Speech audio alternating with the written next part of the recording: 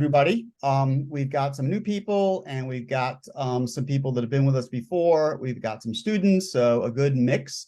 It's always nice to have a small crowd. Big crowds are also good, but small is also nice because you get to ask a lot more questions and be more involved.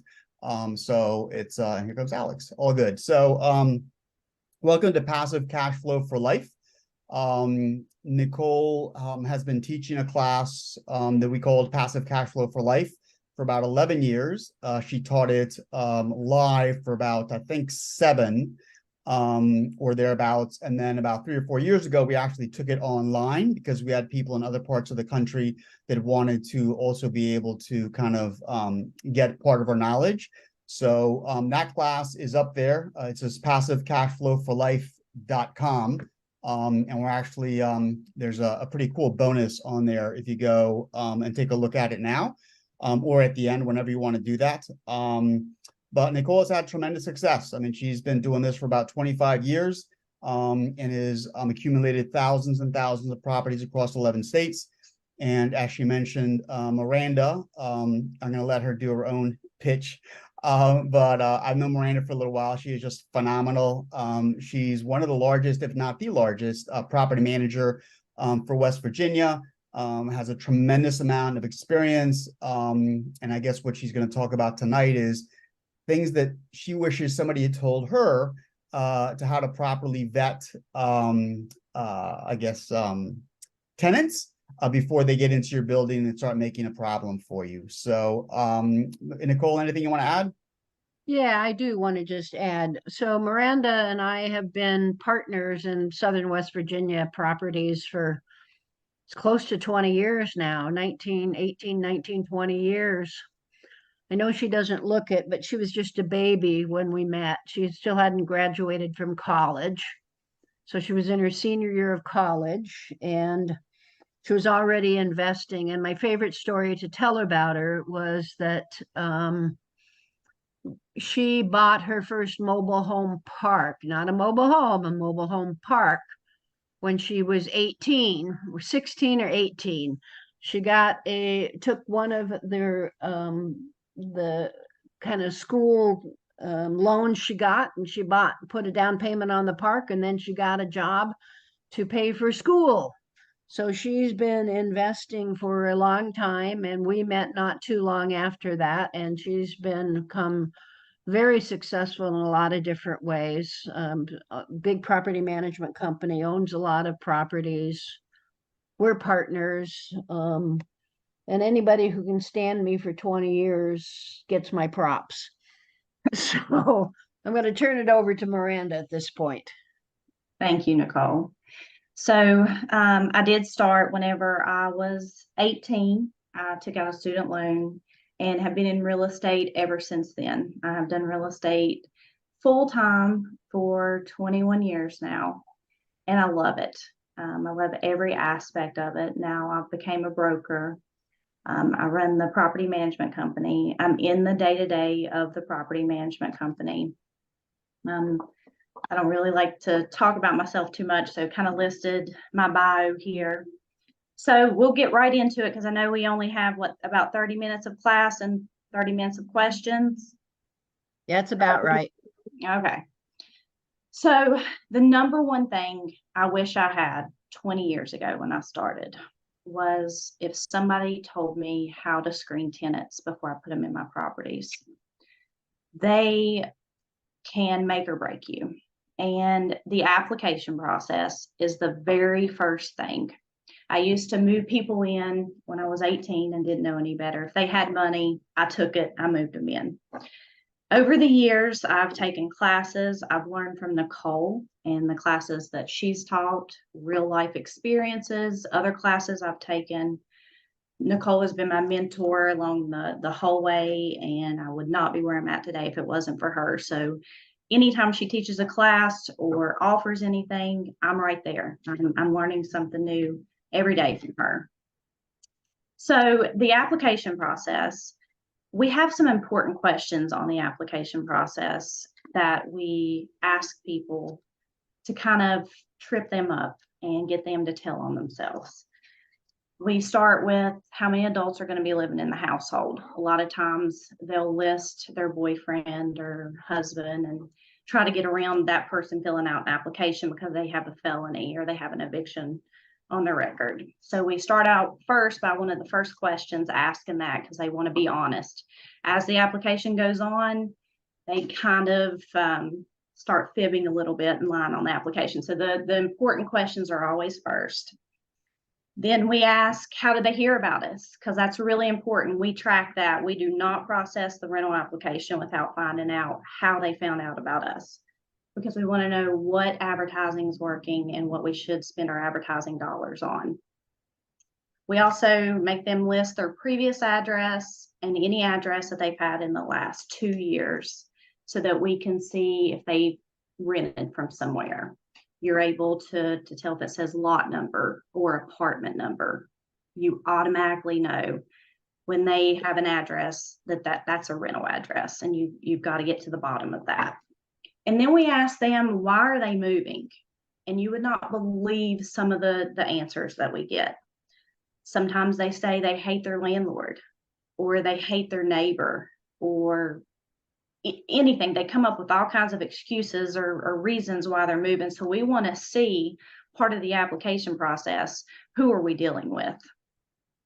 And have they lived in any other state? So when we do a background check, we do a national background check. And when we do that national background check, if it pops up other states and they say on here, yeah, we lived in South Carolina, we lived in North Carolina, then we know we have the right person. Because sometimes you don't even get date of birth or social security numbers, anything like that. We ask how many people are in the household, so we know how many adults and how many children, because we only allow 2 heartbeats per room is what we tell people. I just had a lady call me earlier today. She has 8 kids and 2 adults, and she wants a 2-bedroom. And there's no way we're going to allow that. So we're consistent, and we tell everybody 2 heartbeats per room. And then we also ask on the application, have you ever been served an eviction notice or asked to vacate a property for any reason? Because part of the application process is that they're being open and honest with us. So we can reject them if they lie to us on the rental application. We also ask, have you ever refused to pay rent for any reason? And if so, why? Have you been convicted of a felony? And then if so, what was the felony and how long ago was it? We typically do not rent to anybody with felony convictions in the last 7 years. We don't rent to any sex offenders. And that's basically what we're looking for as far as a background. And that seems to work, and it seems to weed out the bad prospects. We do allow pets at our property, and we allow up to 2 pets, and we charge a $300 one-time pet fee. And some people also charge a monthly pet rent.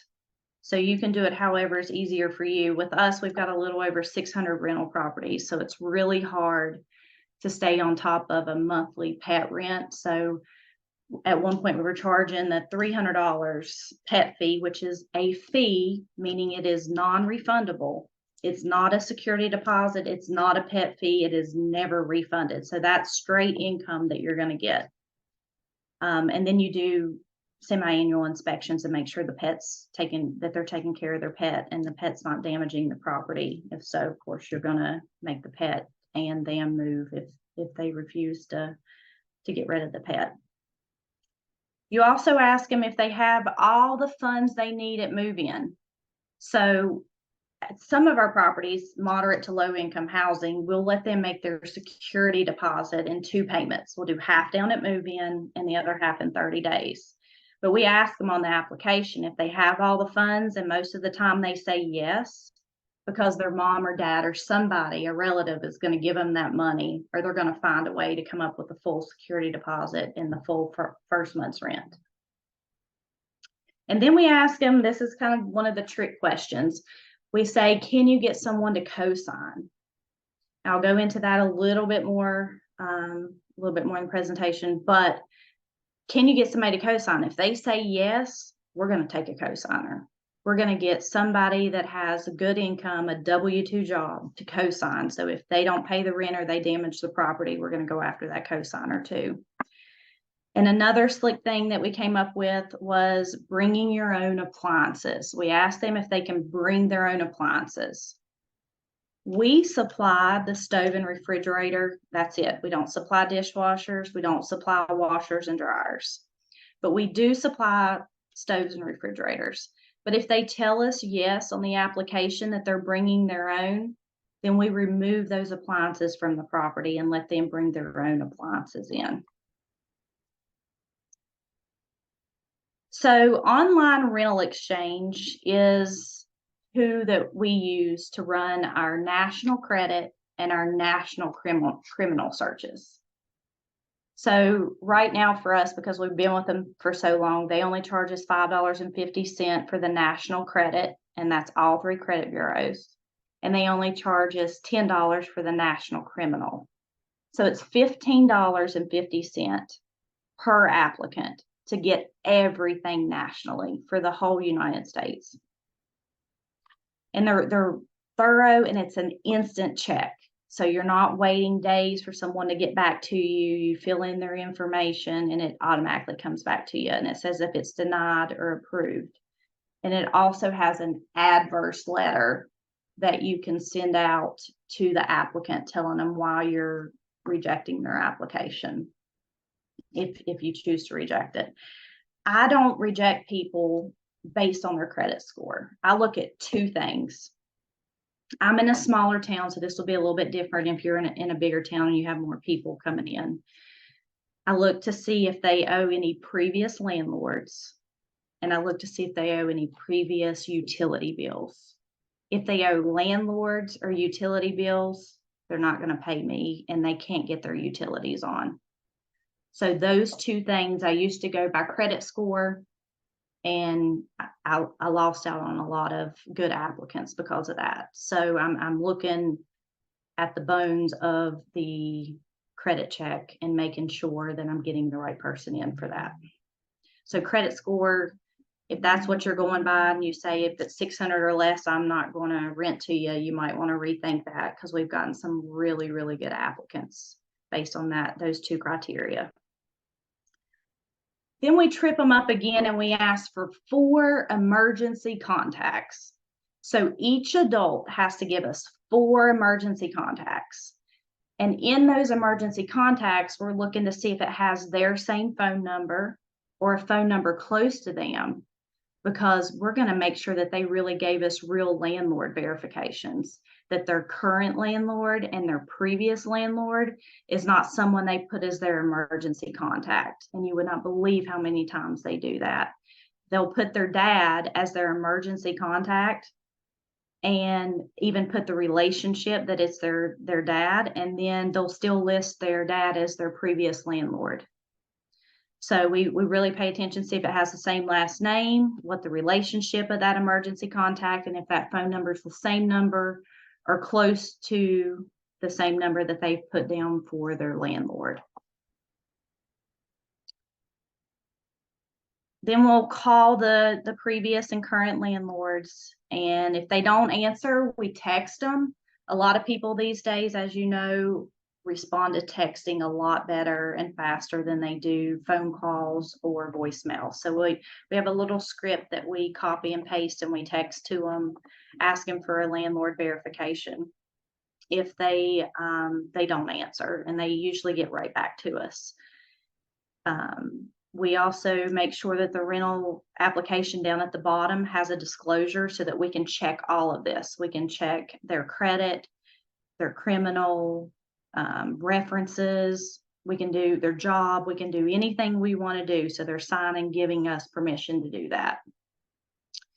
Then we go a little further and we check their IDs and their pay stubs and any documentation that they give us to see if it has that rental address, if it has that apartment number or that lot number on it that they failed to put as a current or previous landlord. So we've been able to catch a good bit of people that way too, where they have apartment number on their ID, and we'll call and say, you know, we we're processing your application. We ran across an old address of yours. Can you give us a little bit more information about this address? And the only place we found it was on their ID. Then we call the employers. So on the application, there's a spot for them to put their employment information and the contact information of their employers. So sometimes they will put the cell phone number of their friend or a family member and act like that's their employer.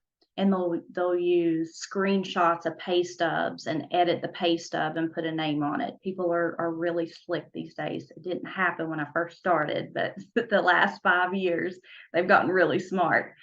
So they'll make pay stubs up.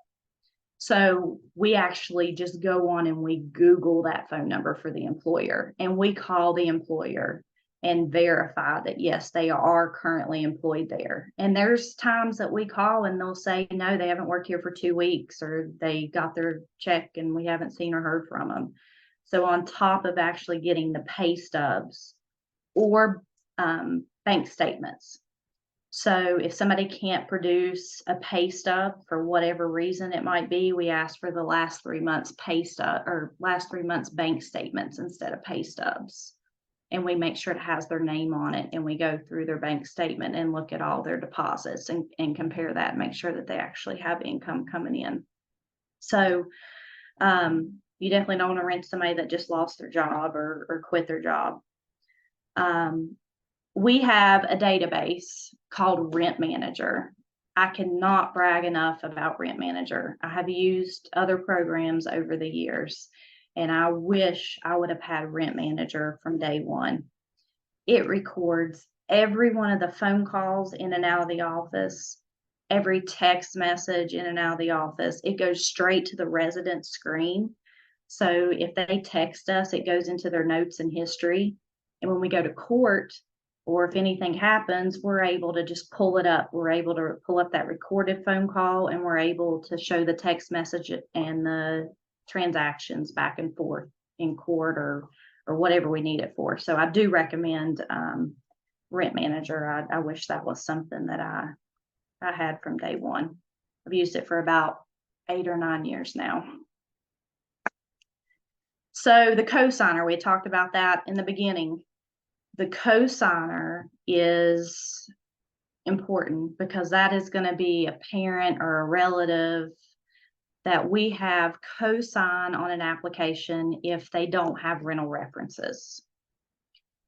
Now, there's something I learned at a Rent Manager conference, as a matter of fact, a non-qualifying fee. I've made a good bit of money over the years on non-qualifying fees. So if someone has never rented before, and they have to have a cosigner, and they cannot get a cosigner, but they have people willing to cosign for them, but they're on Social Security or retirement benefits or something like that, and we just can't accept them as a cosigner, then we'll make them pay a non-qualifying fee. Again, the word fee, not deposit, it's non-refundable, and it is the same as the monthly rent. So if we're renting something for $1,000 a month, we charge them $1,000 non-qualifying fee, $1,000 first month's rent, and $1,000 security deposit. So we just made an extra $1,000 on that property. And it's a fee. They sign an agreement saying it, they know it's non-refundable, and people love doing that and are thrilled that that's even an option when they don't have a rental reference and they have someone willing to cosign, but we don't accept that cosigner. We only accept cosigners, and I learned this, that have W-2 jobs, because I can't garnish their wages if they don't have W-2 jobs. So you definitely want to get somebody with a W-2 job that's getting paid, that you can go to the courthouse and pay $20 and garnish their wages. Let's see. So then this is important. The last, what has it been, Nicole? A year and a half that I've been using virtual assistants. Yeah, it's been that. I'm learning from you on VAs, so way to go. So she's my mentor for VAs, her and Charles. Well, I've heard about it over the years, and I thought there's no way this is going to work. But a VA put this presentation together for me. I literally just looked at it 30 minutes before this call. When my VA did the presentation, did all the slides for me, they even processed my rental applications. So right now I have 3 VAs. One's $4 an hour, one's $5 an hour, and the other one's $8.50, but she's an accountant.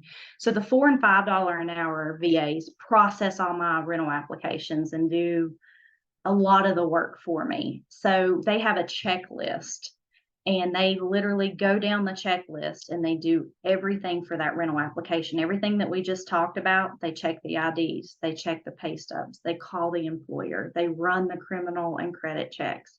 They do all of that for me so that I don't have to do any of that other than take 5 minutes, look at the application, and agree to approve it. So whatever you're doing right now, I'm sure there's something that a VA can help you with. And they are very loyal. I know this isn't about VAs, but I heard it over and over and over again, and I was scared to take the leap. And that's one thing I wish I would have done too, is really just start with a VA, because they can help you with a lot of this stuff. I think that's all I got on my slides there. And then that's got my contact information. So pretty much just kind of went through the application, what I'm asking, why I'm asking it, and what I'm doing with the information. So it might be a little bit too detailed for some of the stuff. I'm not for sure what everyone's doing that's on the call. Can I elaborate on anything or any questions?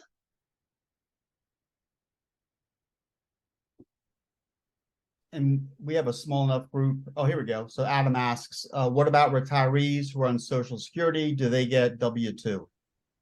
They do not. W-2 would be a job that you're getting payroll and taxes are being taken out. So do you accept, he says very good presentation. Do you accept the, is there like a record? Like, you know, here I'm getting my Social Security payments. I've been getting them for the last 5 years. Can you use that as proof of income? I can. So I try to be lenient and work with people as long as it's legitimate. I try not to make them go out of their way. I will take the last 3 months bank statements to prove that you've got consecutive income. So let's say you get Social Security and you can't find your Social Security letter that they sent you at the beginning of the year. Then you can give me your last 3 months pay stubs, and that's enough proof of income. Because the Social Security Board's not going to tell us anything. We're not going to be able to call them and get proof. So the last 3 months of bank statements showing their Social Security check has been deposited. Right. Okay, great. It's got to be the last 3 months though, so that I know that it's consecutive and it's current. Okay, fantastic. And then Monty asks, what is the best way to locate and identify a good property management company? Google. Go to Google, look at reviews. Not only reviews from residents, but reviews from other people that they're managing for.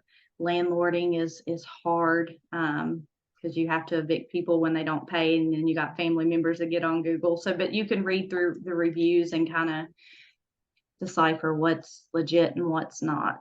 But on Google or the groups like this, people may know other people in that area, and you can ask around.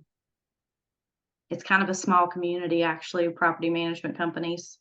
And a lot of them are at the Rent Manager Conference. And no, I do not work for them or make any money, but they're great. You run into a lot of those people at the annual Rent Manager Conference. And there's groups, there's Facebook groups. I'm on a lot of Facebook groups for different things, buying and selling real estate, property management, yard sale sites. There's pretty much a group out there for everything. That's great. And then Caitlin asked, why not use Rent Spree? I'm not sure if that's a property management to handle the rental applications. I don't know what that is. It's Yeah, probably. oh, sorry, go ahead. No, go ahead. It's like a online, so they basically pay Rent Spree and they put all of their information in. It's like an application, and then it basically like passes or fails them. I don't know that I would do that because they're not going to ask those questions that I just had mentioned. And then it's a pass or fail, kind of like the credit checks are denied or approved. And you're not really looking at the real reason you're running those credit checks for those people. If it's somebody that has student loans and they're 10 years old, that doesn't matter to me. If their landlords are current and their utilities are current, they're more than likely going to pay the rent.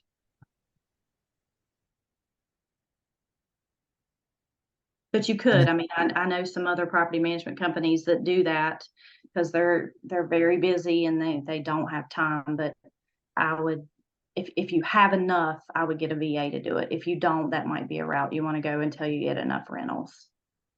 Do you charge the applicant the application fee, or because it's $15, you pay that?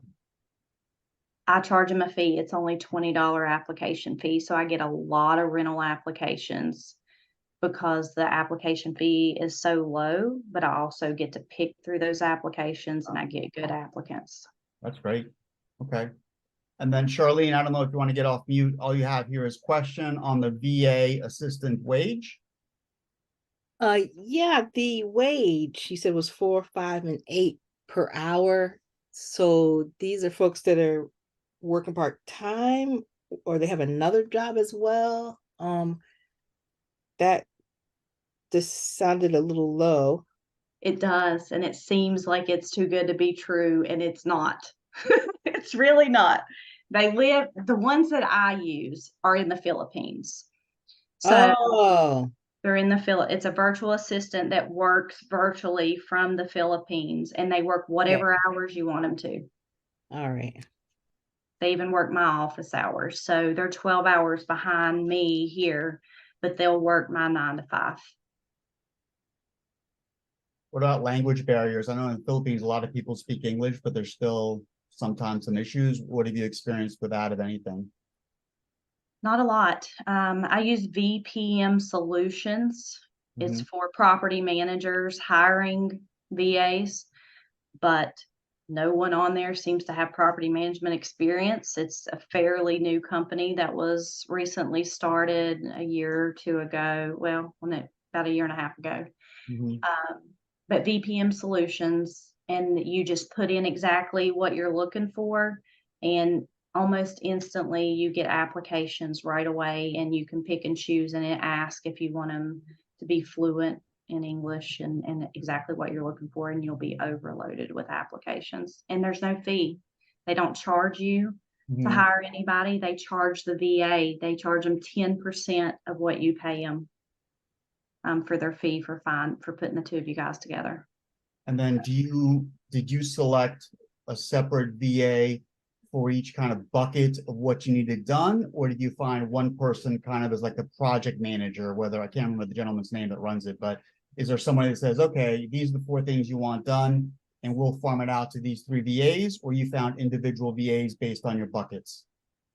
Well, based on what I needed, I've hired VAs full time. They work 40 to 50 hours a week, and I was hiring based on what I needed. So I have one VA that's the $8.50 an hour. She's accounting, Mhm. and she has her accounting degree, and she does everything accounting wise. And then I have one that's an assistant that does all my one-off things like this slideshow presentation. So, and then the other one does all my reporting, balancing all my checkbook ledgers and all my reports.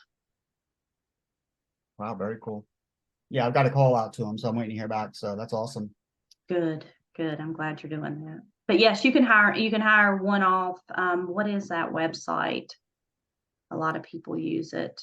Well, there's Is it Upwork Fiverr? and Fiverr and Yeah. Philippines dot something. Yeah, there's a bunch of them out there. So, but I'm glad you referred this one because obviously you've had good experience with them. So we're definitely Yes. going to reach out to them because we need more help. So, and then Lena asks, I'm guessing this is the rent manager annual meeting. Lena, is that what you're asking about? Yes. The one that you had mentioned earlier about like an annual, I think you said it was the annual rent manager conference. Yes, and I'm going. It's next month in Dallas, Texas. They go from East Coast to West Coast every year. You do not have to be, you don't have to be using Rent Manager to go. It's like $800-900. You will make your money back immediately. I've learned a lot of tips and tricks there, and they don't just teach on Rent Manager. So they break out into sessions. Just Google Rent Manager Annual Conference, and it'll show you all the different sessions. So if you want to go up there and just do nothing but classes on property management, you can go do that, and nothing about Rent Manager. So I kind of split mine up half and half, but I've never missed a year since I've had Rent Manager. Okay, great. Thank you so much. You're welcome. I hope I see you there. Well, next month might be a little too soon, but Not too late. maybe It's next well year. worth it. Thank you. Anybody So, else? Yeah, I have a question. This is Nicole. So if you have somebody, I'm hearkening back to, if you have somebody who's moving and they're moving to a new job, but they don't have a job or a W-2 now because they're coming into your area and looking for a place to live, how would you handle that with no current job, or they're just starting a job, et cetera? Good question. So most of the people that are coming into the area and finding a place to live have a job lined up, or they're transferring. So at that point, we don't need pay stubs. We need a letter from their employer on company letterhead with their name, how much they're making per hour, and how many hours a week. And they sign it and they text a picture, email it, or fax it into us. If they don't have a job lined up, then we require first month's rent, second month's rent, so 3 months worth of rent and security deposit, all paid in full, because within 3 months they should be able to find them a place to be employed here. If not, I'm going to get them working for me.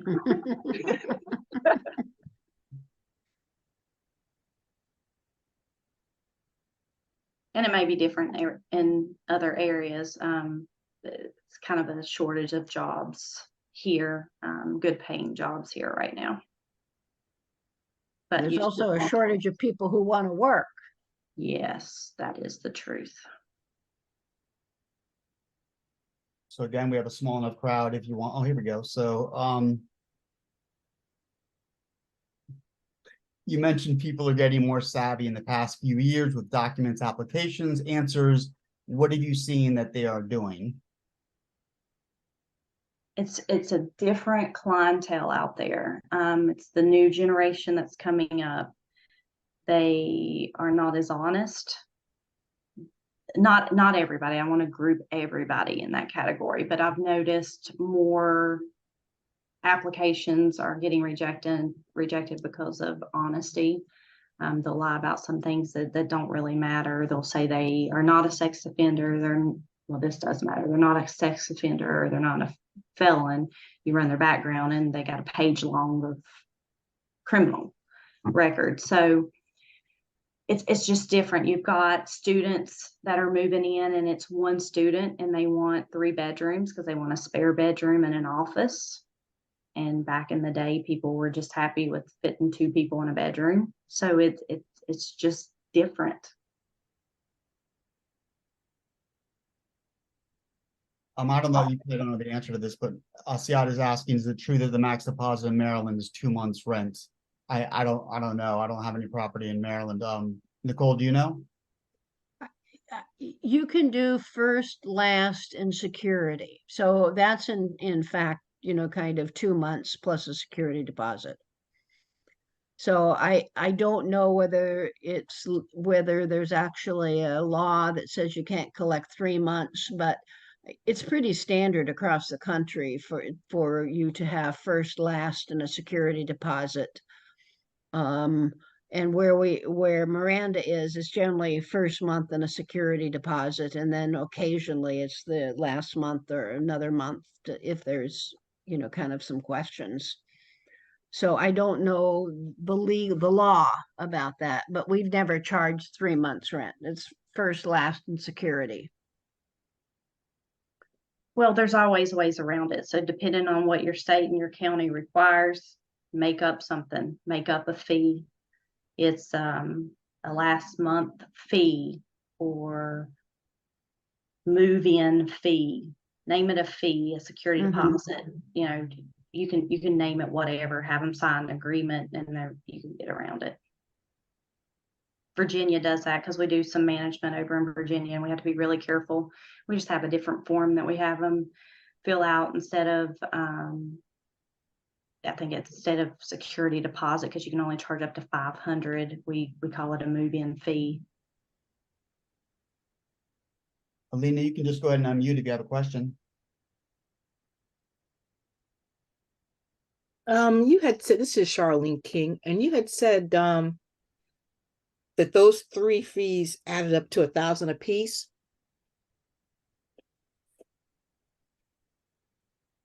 What fees were we talking about? You said first, last, and security, and it sounded like you were saying $1,000 for each. Or you just give an example? I was just doing an example. Okay. So what we do is our security deposit is the same as our rent. So if we have something for $1,000 a month rent, then it's $1,000 a month rent. It's $1,000 security deposit. And if they're paying a non-qualifying fee, the non-qualifying fee is the same as the rent. So that would be another $1,000. So we get $3,000 from them at move-in. And the only time I make them pay a non-qualifying fee, which is equal to first month's rent, is when they cannot get a cosigner and they don't have any landlord references. Now, if they don't have landlord references, but they've owned, we just get proof of ownership. We get a copy of a deed or a copy of the title to show ownership, and then you don't have to have a landlord reference.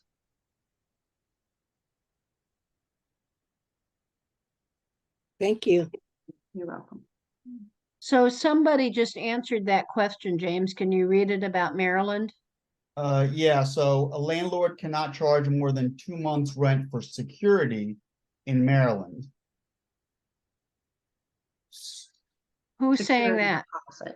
Caitlin's saying that. So Caitlin, does that mean that you can charge first month rent, last month rent, and you're maxed out at 2 months worth of rent as a security deposit? Or what can you explain that a little bit better?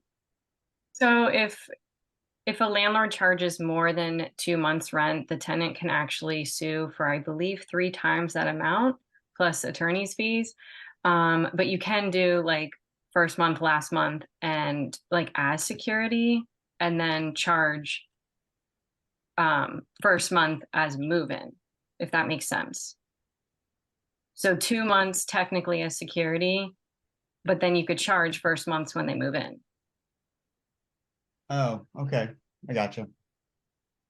So I'm not you very- got to word it differently, I guess, or assign it differently. Yeah. So technically when they move in, that would be due, but that's not security. Okay. Okay, say that again, because I'm confused now. Sorry. So security deposit, technically, it can be last month's and then like first, like the amount of first month's, but that would be separate. Like that would be the security deposit. So if rent is $1,000, you can charge $2,000 as the security deposit. Label it whatever you want, but first month is also going to be due when they move in. So technically $3,000. So can you charge first month, last month and security, or is it first month and security?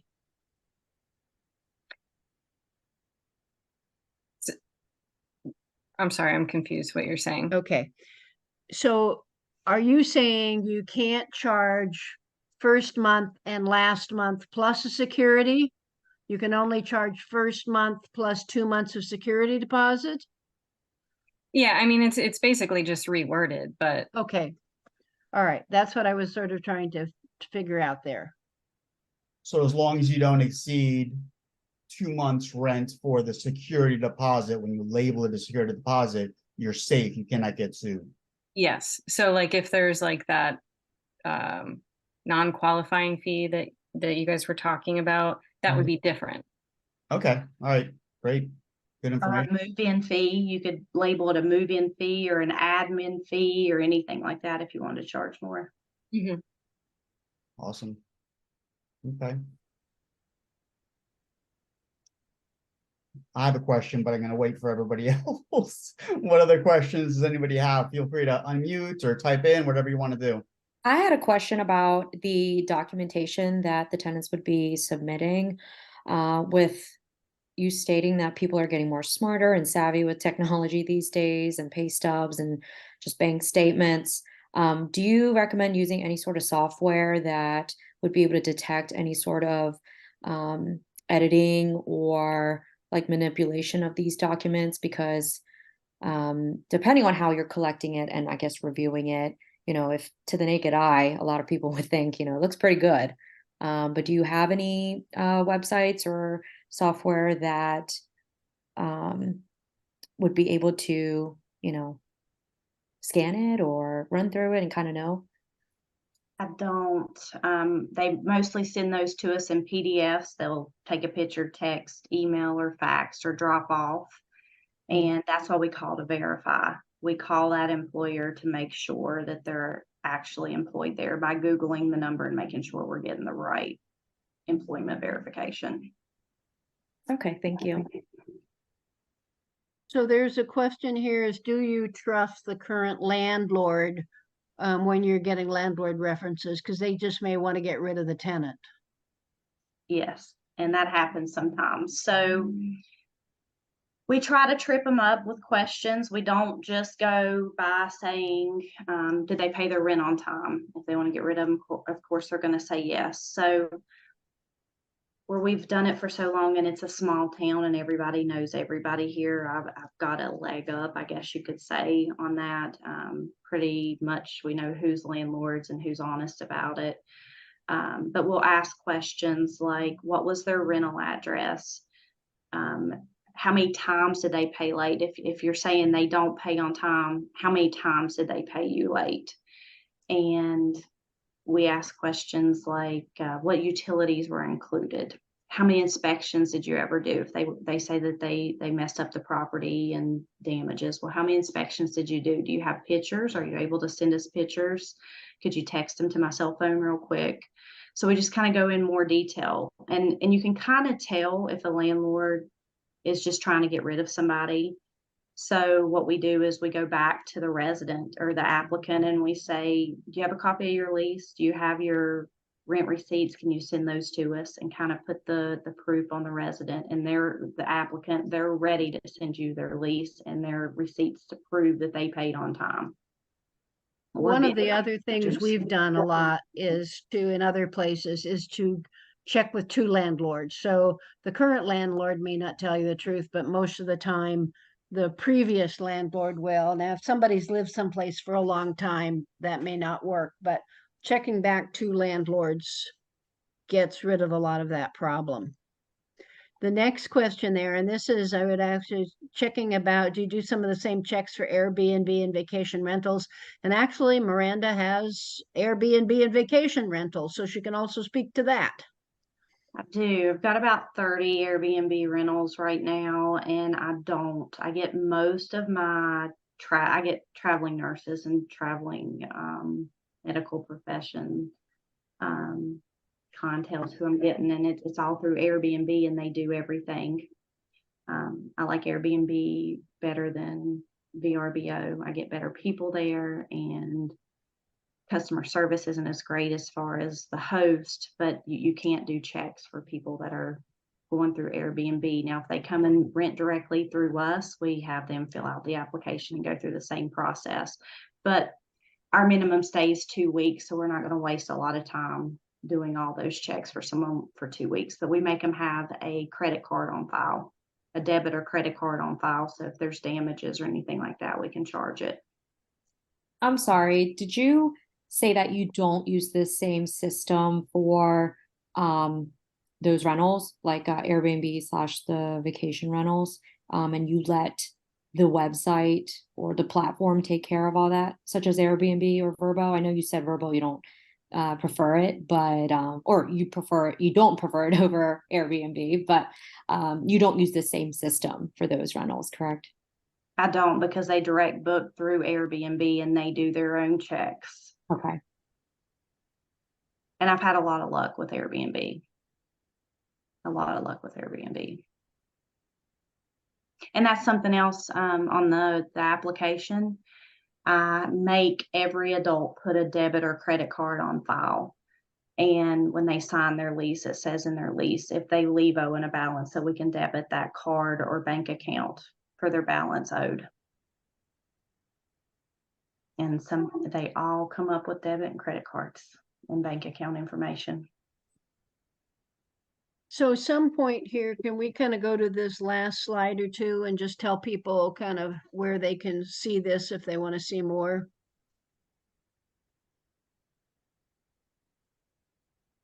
Do you want to take this, James, or do you want me to? It's okay, I can do it. It's no big deal. Okay. So, a couple of things for you. So, if for the people that are on tonight for Teaching Tuesday, we've been offering the online class for a little while now. The price has gone up. We are doing a once a year, and maybe the last one, we'll see, live class in the Baltimore area. So what we've decided to do is if you send me your email address and tell me that you're interested, the class by itself is usually $2,000. The live class, so that's the online class, is $2,000. The live class or the boot camp is usually $3,000. And we're basically doing everything for the people on this call for $1,500. But you have to email me directly because obviously we don't want to send this link out to everybody. But it's limited seating. You know, we've already got a ballroom here in the Baltimore metro area. We've already got a size. We have a limited amount of seats. And it's going to be at the first part of November for the live part. Now, obviously, if you just want to get a discount on the online class, you know, as opposed to $2,000, you can just pay $1,500 for it, even if you don't come to the live class. But if you are in the area, we strongly encourage you to do the live class as well, just because it'll advance you into the program that much faster. So again, my email is james@passivecashflowforlife.com. And just email me directly. And then I'm also going to put this in the chat because I've got like 4 screens open here and I can't really see the YouTube channel. So I'll go ahead and put that in there as well. But we record all of these and then we put them actually on our YouTube channel. And we actually have a playlist just for Teaching Tuesdays. And we do these every Tuesday. And we have a different topic every Tuesday. And just as Miranda did right now, you know, we talk for 15, 20, 25, 30 minutes, and then we have 30 minutes of questions and answers.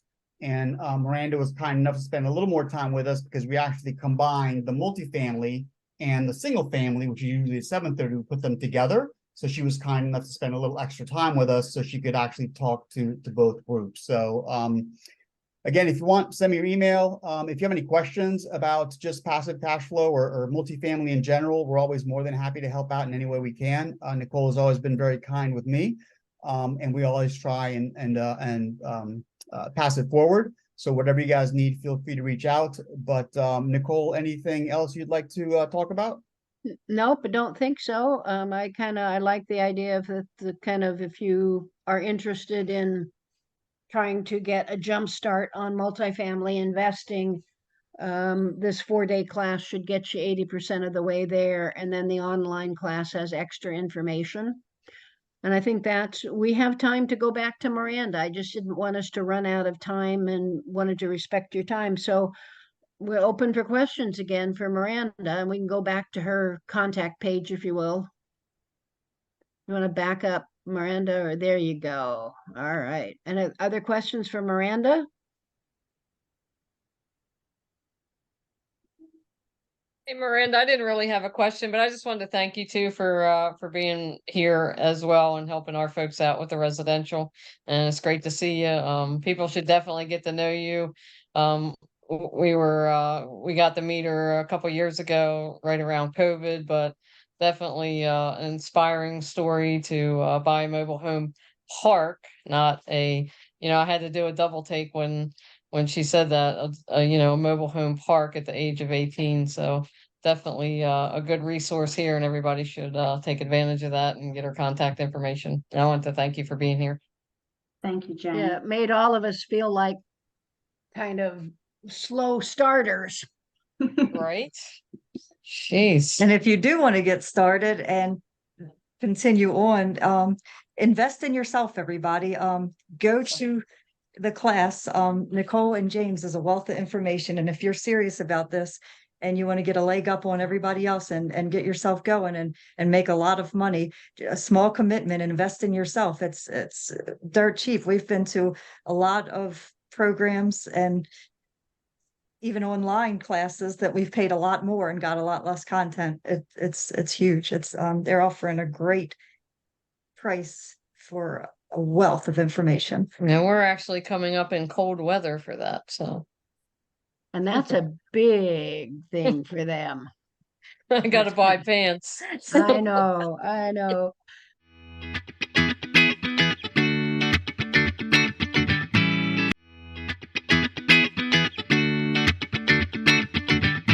Then I'm going to ask Jane and Sharon to sort of just tell you where you can find out, because we also have a residential bunch of classes that are on a residential site that there's probably 20 different strategies for buying residential real estate. And those two are they lead that effort. So either one of you kind of just talk for a couple minutes about the Virtual Real Estate Academy and stuff. Sure, and our puppy is trying to get in the picture here. So Virtual REI Academy, and we joined James and Nicole back in January, so we're trying to give back, and there's a lot of information on the website. We didn't have that slide pulled up because I knew Miranda was going to give a lot of great information. I was taking notes too, so just reach out to us at our email. I'll put it in the chat, or James will probably be quicker doing that, but Jane and Sharon at virtualreiacademy.com, and just shoot me an email and we'll shoot you a webinar we did. It has a lot of different strategies, and a lot of those strategies are coming up now with subject to, and some of the foreclosures coming in. So this is kind of where the millionaires are made in this time period. So a lot of you want to get on the information. Multifamily, I think there's going to be blood in the streets. I don't like to say that, but I think there's going to be a lot of opportunity for multifamily, and there's a lot of good crossover. Miranda is doing, you can, what she taught tonight, you can do in multifamily and single family, so there's no reason why you can't dabble in both. And yeah, just reach out, shoot an email to us, and we'll shoot you the webinar and take a look at the website. Awesome. Last question. So I want to kind of end with one kind of thing here, if that's okay, James. Sure, go ahead. So I've been at this about 25 years now. And over those years, I have come to solidly believe that how well you manage, particularly if you're going to hold things, is actually more important in the long run than buying right and raising money right. Because it is managing right that increases the value of your property, that increases your income, that increases your long-term wealth and time. So if you don't buy it exactly right, time is going to take care of a lot of that. But if you don't manage it right, it kind of goes downhill pretty quick. And so I think everything that Miranda talked to you about here, and the second thing I would say is turnover is your single biggest controllable expense in rental property, no matter what it is, because you are typically losing at least a month, if not 2 months rent. And so what she's talked about here today is really critical, both in terms of controlling your biggest expense and in being able to hold on to properties long term. And so I really want to thank Miranda because this is more important, I think, than most people really recognize to your long-term success, how well you manage. And a lot of that comes down to how well you screen who you let into your units. Thank you. Thanks, James. That's kind of what I wanted to say. No, I mean, I think that's a wonderful place to kind of end it. My question to her was basically going to be around the same thing. You know, if you had an empty thing, would you just slip somebody in there, or would you wait and leave it empty just till you found the right person to kind of make sure you don't get a lot of those back end problems? So I suspect, based on what you're saying and what she said, is that you'd rather wait and find the right person than just stick somebody in there that's, you know, got a credit card or something like that. So Miranda, I'm gonna let Miranda answer that. yeah, Miranda. Absolutely. I would much rather have a vacant property than to put somebody in there that's gonna damage it and take me months to get them out. And I'm sure you're saying that from experience, right? Yes, I used to take everybody that came along when I was a teenager. It's too funny. So any last words, Miranda?